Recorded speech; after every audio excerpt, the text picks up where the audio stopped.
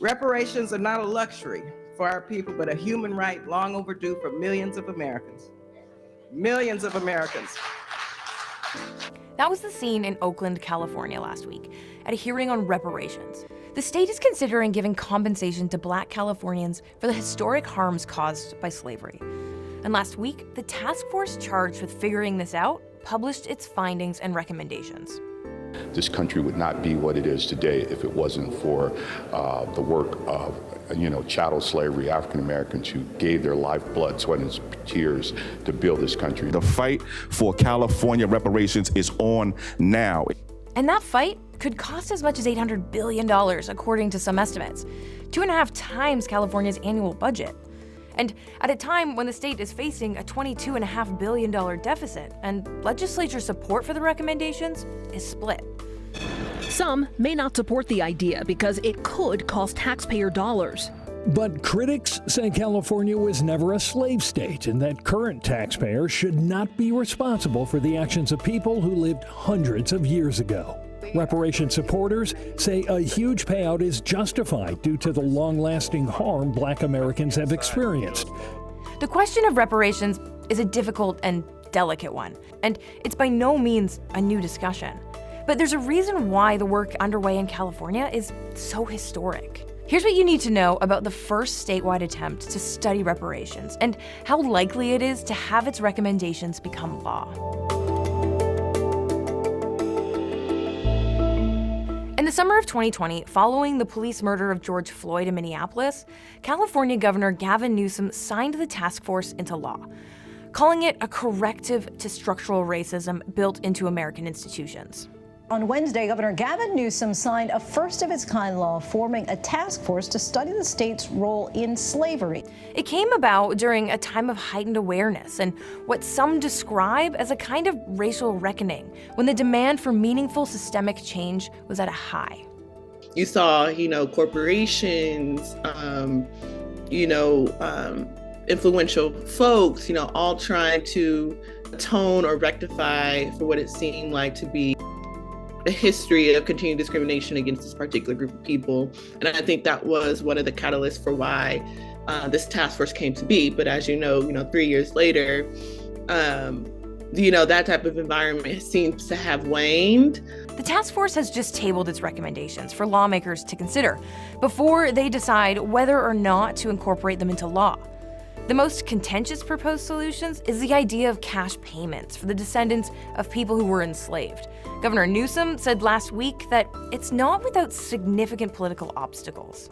Governor Gavin Newsom is now responding to recent recommendations by California's Reparations Task Force. Dealing with that legacy is about much more than cash payments. Much of the recommendations put forward by the task force are critical action items we've already been hard at work addressing. That statement didn't sit well with some who took it to mean the governor opposed cash payments. But the governor's office said that was inaccurate, adding that it would make the call after receiving the final report in July. And chair of the task force, Camilla Moore, told us she felt the comments were taken out of context.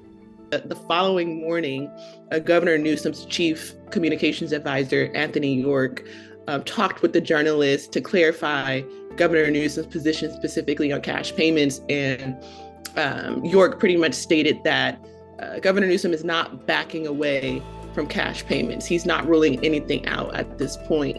California State Senator Stephen Bradford said big picture, Newsom's statement is practical.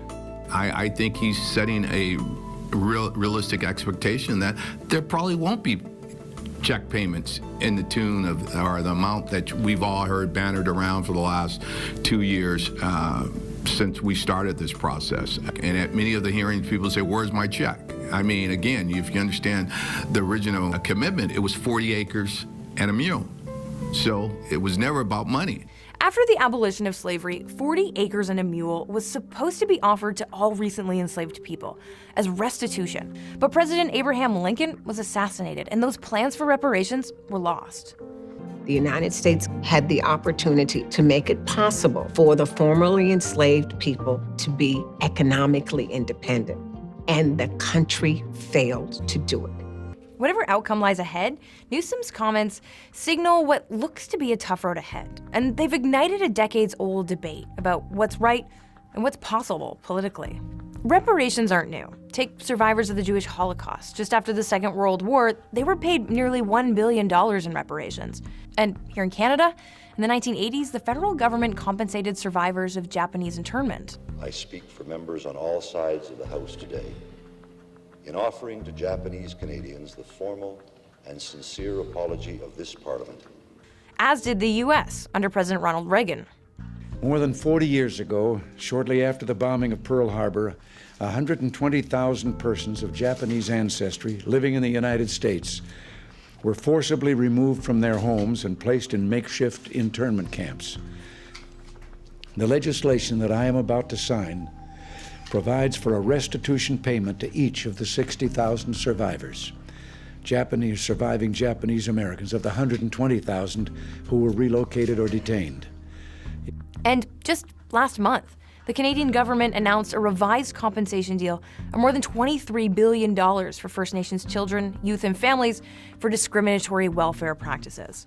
And mainstream civil rights leaders have advocated for reparations over the last century.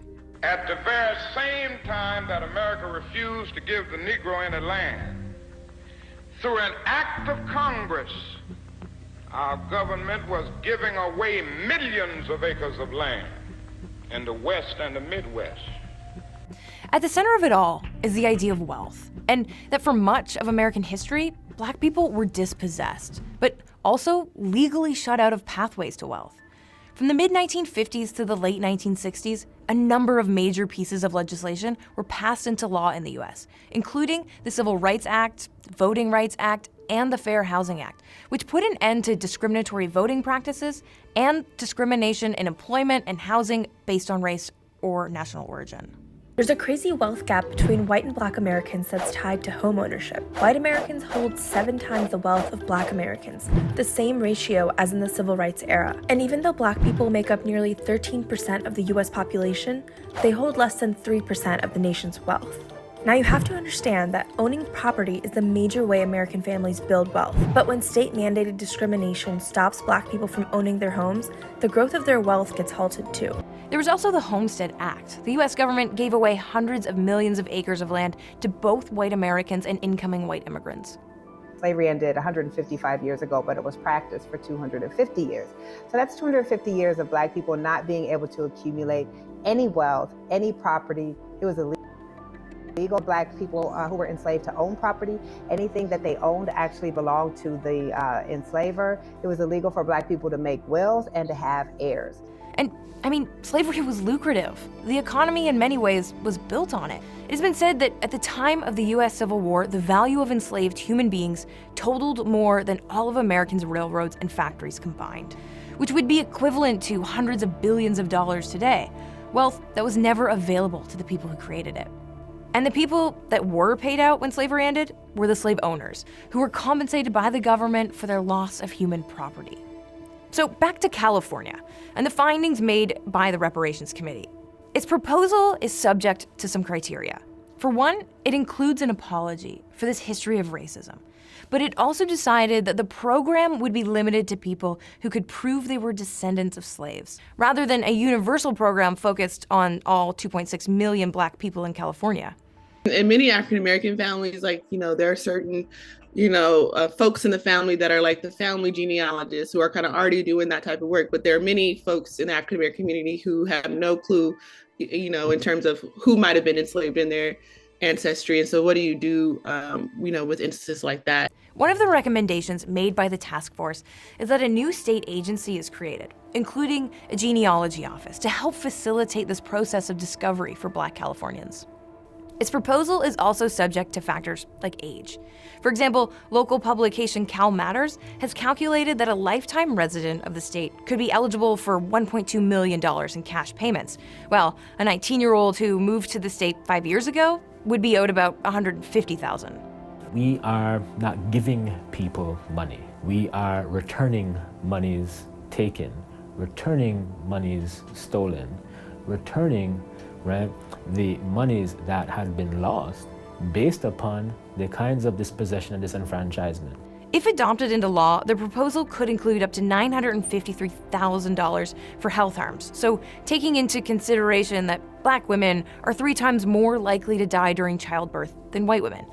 The program would also include up to $115,000 for mass incarceration and over-policing, and $235,000 for housing discrimination. In all, if approved by state lawmakers, some estimates are putting the cost at as high as $800 billion. These findings are just the beginning of the process. The task force will take its findings to state lawmakers who will be tasked with turning their recommendations into a bill, which will then be voted on. These findings will be presented to the state legislature later this summer by July 1st. And we'll keep an eye on this story as it develops.